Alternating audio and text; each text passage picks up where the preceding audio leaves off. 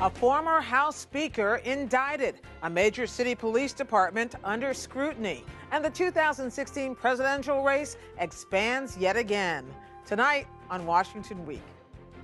$3.5 million allegedly devoted to blackmail ensnares a former Speaker of the House. What will become of Dennis Hastert? We can't wait. We can't wait. We can't wait. And in Cleveland, will a Justice Department settlement provide a blueprint for other cities to reduce excessive force by police? Today, May 26, 2015, marks a new way of policing in the city of Cleveland. Plus, on the campaign trail, if running for president doesn't work once, try again. I just looked at the field, good people, a lot of really good people, but I felt we offered something different. Or try for the first time. We are the party of the middle class. Unless by middle class they mean someone who left the White House dead broke and 10 years later had $100 million. As Democrats prepare to deny Hillary Clinton an unimpeded march to the nomination. I think it's hard not to acknowledge that Hillary Clinton is part of the establishment. That's hard not to acknowledge. Covering the week, John Harwood, Chief Washington Correspondent for CNBC, Carrie Johnson, Justice Correspondent for NPR, and John Dickerson, Political Director for CBS News. Award-winning reporting and analysis, covering history as it happens. Live from our nation's capital, this is Washington Week with Gwen Ifill. Once again, live from Washington, moderator Gwen Ifill. Good evening. The one thing we can tell you for sure on the curious case of Dennis Hastert is that almost no one saw it coming. He was the guy without any skeletons in his closet, the man who rescued his party from scandal, the lawmaker no one could say a bad thing about. That ended with yesterday's detailed and yet mysterious indictment alleging that he has been systematically making payoffs to an undisclosed person, apparently hush money, because of some previously undisclosed behavior. What do and don't we know about all of this tonight, John? What we found out today, Gwen, was that law enforcement officials began telling reporters that the individual in question was a male who had been a student at Yorkville High School, and that the conduct that he had been soliciting money to keep quiet from former Speaker Hastert was sexual misconduct. We don't know any more detail than that. And I've got to say, as you indicated in your introduction, the one word you heard across the board from everybody in Washington was sad. Everybody liked Dennis Hastert. He was a calming force in the House. He was the prototypical nice guy, made it into Congress, not especially articulate, not especially dashing, like some figures in politics, but somebody who was a reassuring figure. And everyone that I have talked to is shocked by this, and that's what John Boehner said. That's what Nancy Pelosi said this afternoon. Dennis Hastert became Speaker of the House in the wake of scandal. And they turned to him. I was covering Capitol Hill at the time because he was the guy they knew would have no skeletons in his closet. And for the record, during his time in public life, he didn't have any. And in fact, the prosecutors are saying that none of the conduct, either the financial misconduct and the structuring of payments to avoid suspicion of regulators, or the misconduct that occurred with this individual occurred during his period of public service. It was before when he was a teacher, and then after when he became a lobbyist and began making a lot of money, that this individual came to him and began soliciting money. He was meeting it out in amounts that drew the attention of the bank, drew the attention of regulators, because federal law requires that transactions of more than $10,000 be reported. He then, according to the indictment, restructured those to avoid the reporting requirements. That in itself is a crime. And then when he was asked about it by the FBI, he indicated this was only for his own purposes, and they've charged him with lying there. So if he's being caught for lying, what about the guy who was bribing him or seeking these payments? What happens to him? You would think in some circumstances similar to this, you have extortion or blackmail charges being leveled against the person seeking the money. In this case, what prosecutors have said is that this arrangement appeared to be consensual between that is the financial arrangement consensual between Hastert and the individual. Hastert was not strongly resisting, and therefore they had agreed on this plan. John, what happens next to Denny Hastert, and is he speaking out in defense of himself or his actions in any way? He's not. His family members are. A nephew put out a statement tonight saying this wasn't the Denny Hastert that I know. I think he's innocent. I think this is trumped up politics. Hastert has not been arrested. He's not considered a flight risk by prosecutors. He signed a $4,500 bail. Right, and there will be a court appearance where he will have to formally answer the charges. It is possible that this ends in a plea agreement of some kind, but we don't yet know what that next chapter is going to be. Okay, so explain something. He is not being investigated for anything, for any kind of public malfeasance that we're aware of. Not public corruption. Not public corruption. He is spending his own money, presumably, to make these statements. Mm-hmm. So the only thing that he is being investigated about, so far as we know, is the way he structured those payments. If he had just written a check and not withdrawn it in chunks, none of this would have come up. That's right. It's two things. It's structuring the payments to avoid the federal requirements and lying to the FBI. He's also not being charged with sexual abuse of another person. This conduct occurred before 1981 when he went into public life. It was back when he was a teacher and wrestling coach. The statute of limitations would have long since expired on that. How does he have that much money? I mean, is this money? I mean, he was in the Congress. When we covered him, there was talk about he'd kind of go home to a kind of humble life. That's one of the reasons people said it was so sad, is these stories of kind of a regular Joe kind of guy. Well, he certainly has a regular Joe vibe about him, but he was also running the public policy practice of a major Washington law firm, and a lot of money. You can make a lot of money in that business. He had agreed to pay, according to the indictment, $3.5 million. Of that, he had paid about half, $1.7 million. And if you're talking about payments over the course of 5 years, for somebody who is a major lobbyist with that kind of resume that they can bring to the game, they can make an awful lot of money. Do we know anything about the timing of this indictment? It seems odd, interesting, out of the blue time to hear about this. We don't, and we don't know whether this case is arising because of legal trouble that the individual in question, the person who was receiving the money from him, he may have gotten into legal trouble and therefore began telling this story as a way to get out of his own problems. So again, we haven't heard from Hastert on the conduct, the underlying conduct itself. We haven't heard him on the charges of lying and restructuring, and we simply don't know the circumstances under which this investigation itself arose. But the word sad does keep coming up. That's right. Thank you, John.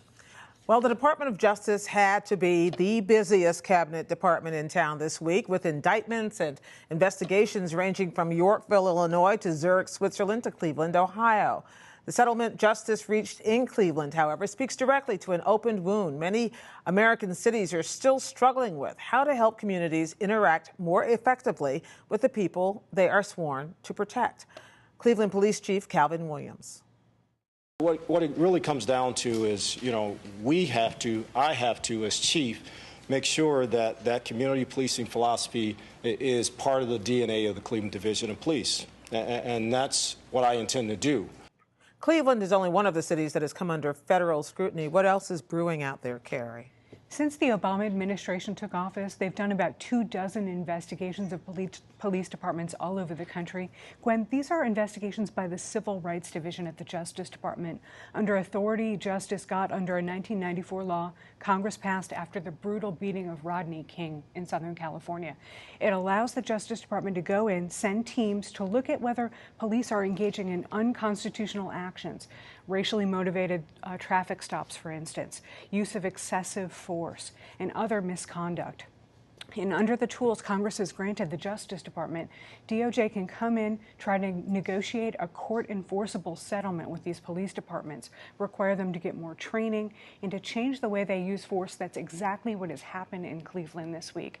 And this deal follows a scathing report Justice put out only 5 months ago about Cleveland, finding not only did officers excessively unholster their weapons and shoot people, but they were using their service revolvers and pistols to beat people over the head, even people who had already been handcuffed and were not presenting a threat.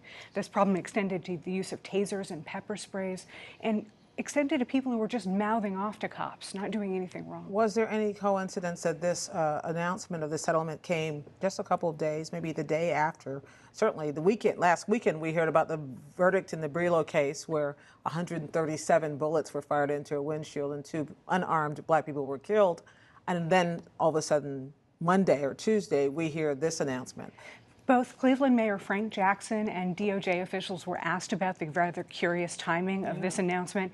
They didn't reject it out of hand, and just reading between the lines here, clearly they were trying to make sure that Cleveland did not remain on edge. They wanted to demonstrate that the city understood there was a problem and the federal Justice Department understood there was a problem and that they were taking steps to make changes.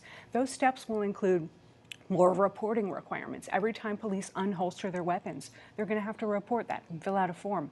They're supposed to promise not to use excessive force and actually give suspects the right to surrender peacefully before whipping out a gun or a pistol or a taser. Carrie, is there reason to think that because of the rising attention to police community issues that we've seen since Ferguson, Baltimore, whole range of cases, Tamir Rice in Cleveland, that the administration is in a more comprehensive way using the tools that you said that Congress has granted to try before the president leaves office to touch as many local police departments as possible, or is this just a case-by-case thing as it comes up? So what's going on here, John, is that there are 18,000 police agencies all over the country. Some are large departments like Cleveland and New York and LA, and some have 10 officers. The new U.S. Attorney General, Loretta Lynch, has said that we can't be everywhere at the Justice Department. We can't investigate all of these police departments. What we can do is negotiate these kinds of settlements, as they did in Cleveland this week, and try to demonstrate and publicize those as a model as best practices for others around the country to follow to the extent they have the resources and the will. And if they don't have the resources and they don't have the will, John, then there's a hammer hanging over their heads moving forward. What happens with the Tamir Rice case? This is another one sitting out there in Cleveland. How does this lower the possible boil in terms of the tensions created by that case? 12-year-old boy who was playing with an air gun and was shot. Tamir Rice shot and killed late last year. The local investigation is ongoing there, and the federal government is looking over the shoulder of the local police and DAs on that. There's also an outstanding investigation of a case of a mentally ill woman who was in handcuffs and died in Cleveland police custody. Both of those incidents still under review. It's possible that officers in those cases could still face charges, and if they don't, that the Justice Department will come in and possibly charge and investigate those officers too. One of the things I found most interesting about the settlement is, aside from the fact that suddenly they're putting civilians in charge of internal police investigations, it's also the notion that they said, we are in favor of community policing. We are in favor of de-escalating situations. And I wonder why all that wasn't happening already. It seems to me community policing, whatever that means anymore, has been widespread and discussed in every community in America, yet this was part of the conclusion, part of the deal? So what community policing is at its core, Gwen, is getting out of your car and going into a community and knowing the names of people who live there, right, especially children. It's not that hard to do. But when you have a mentality that you're under siege, you don't have enough resources, you feel as an officer at risk yourself, you might want to stay in your car. You want to be, the new idea is to be a guardian of not a warrior. And what the President's Task Force on Policing has been arguing is that police need to rethink their role in the community. They are there to protect and serve, not to abuse and over-police. And the police unions, as far as we know, have embraced this so far? Gwen, in fact, Cleveland police officials this week raised some big doubts about the success of this consent decree. They say they don't want officers overburdened with paperwork, and they say this is going to be a really, really expensive process. Okay, thanks. Over the years, running for president has become sport, what with all the horse races and photo finishes and all that. But at the heart of every campaign are the individuals themselves. Why do they run? And when there are more than a dozen others competing for the same turn at bat, how does one survive? Well, you get onto debate stages, you try to steal the limelight from others, and most of all, you come up with a plan to be the last man or woman standing. Republican Rick Santorum, for example, says he's different from all the others. We have experience that nobody has on national security. That's something that's critically important. And I think going up against a former Secretary of State with a candidate with really no national experience is a really it's a prescription for disaster for the Republican Party when national security issues are going to be very, very important. Good to see you. And Democrat Bernie Sanders told John Harwood he is the Hillary Clinton alternative. John, let me say this. I fully concede that I get into this race as a major underdog, no question about it. As I've said before, though, don't underestimate me. I think we're going to do better than people think, and I think we've got a shot to win this thing. Okay, turn to the other John. Is this too soon in all of this to discern what the strategy is behind candidates like Rick Santorum and Bernie Sanders? Well, I think the strategy is, what Mom used to say, anybody can be president. And all the people who are running now and getting in both this week and next week are in that category. They are, Bernie Sanders has got it's a big, long shot, as he just admitted. Rick Santorum, though he came in second in the last, or 111 contest, was considered second against Mitt Romney, has a much tougher field. And you heard him there trying to do what all these candidates are trying to do, which is design an election where they are the only solution to the problem. And so they all say, well, what the world needs... They define the problem, too. Yes, they define the problem so that they are the inevitable solution. Why are so many of them running? Well, you can get covered now in a way you couldn't before. There aren't just three networks to kind of only cover the serious people. You can get picked up. You can run your own advertisements on web pages. A lot of them are... Bernie Sanders is a cause candidate. And so while he doesn't have gobs of money, which is another reason Rick Santorum can run, if he has one person spending a lot of money on a super PAC, that can keep him alive, where the donations you used to have to cobble together might not keep him alive. But Bernie Sanders has people supporting him who really believe in him and who are willing to really go out there and work hard for him, sort of like what Ron Paul had going for him last time. So the barriers to entry have lowered, and also there are those great historical stories that they all cling to. Jimmy Carter in 76, Ronald Reagan in 76, almost takes down an incumbent. John McCain in 2000 in New Hampshire. So as long as there's a narrative that they can kind of hook onto, they'll stick around for the ride. How much importance do you attach to the idea, which has gotten considerable discussion in the last couple of cycles, that people run for president because the speech fees go up, the book contracts come, they're seen as larger people on the American stage because they're former presidential. John? Is that a little cynical? Well, it is, and I'm not sure that all these people are doing it for that reason. I just have never seen so many people who it's hard to envision a path to the finish line getting in. There's no downside. So it used to be if the party was picking the people, they would say, this isn't your turn, and if you don't wait your turn, if you try and go too fast, too soon, we're going to penalize you, or we won't try and think of you next time when it is your turn. So that structure has gone away. The press has gone away, which kind of used to make fun of a candidate who is a kind of a Harold Stassen type. Although, well, we won't get into Stassen, but, so the media can't make fun of you. And now, because of the narrow casting you can do, Bernie Sanders ends up running, and he's a hero when he comes out of this because, and Howard Dean had that a little bit, the media made fun of him, but then he became the progressive hero. He had a cause. And that's certainly been the case on the Republican side. John, but I've been hearing that they're going to limit the number of candidates who can appear on the debate stage in terms of Republicans. We're already past that number. How's that going to work? That's right. I mean, the number of Republican candidates is multiplying. There may be a new one just during this broadcast. So they've limited it to 10. Fox News is just going to have 10. CNN's going to have 10, and then a debate beforehand with the others, sort of a kids' table to the adults' table.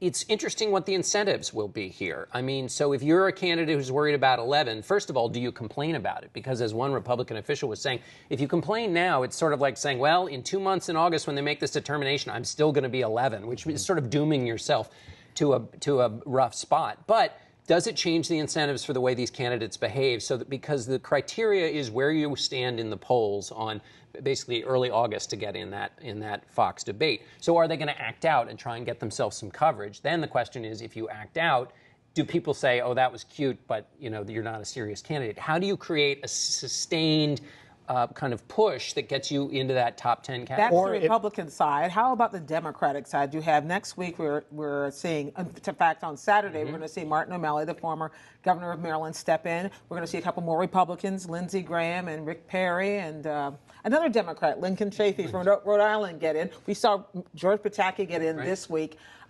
When Hillary looks at this, Hillary Clinton, the presumed way ahead frontrunner according to all the polls, what does she do? Well, right. You just remember 85% in the most recent CBS poll said they could consider voting for Hillary Clinton. That's a big number. Yeah. So the danger for Hillary Clinton with a Bernie Sanders or a Martin O'Malley is not that they're going to beat her necessarily. It's that they put enough pressure on her on one of these issues that it causes her to stumble in a way that lasts and causes pain for the general election. Once again, you're just waiting for that one little opening, and maybe you can get through. And that's what we're watching them all for. Thank you all very much. We want to end a little early tonight because we have, it's a pledge week night. But before we go, I'd like to send a word of salute to a colleague and fellow translator of the world of Washington and politics, the great Bob Schieffer. He retires this Sunday after 46 years at CBS News and nearly a quarter of a century as host of Face the Nation. Bob, we wish you and Pat the best. I suspect TCU will be seeing a lot more of you. We won't say goodbye, just so long. And stepping into those big shoes beginning next Sunday will be our own John Dickerson. We're not saying goodbye to you either, but certainly good luck. Thanks for watching, everybody. Stay online as we continue the conversation later tonight and all week long on the Washington Week webcast extra at pbs.org/Washington Week. And keep track of daily developments every night with Judy Woodruff and me on the PBS NewsHour. And we'll see you again right here next week on Washington Week. Good night. And good luck, sir. No,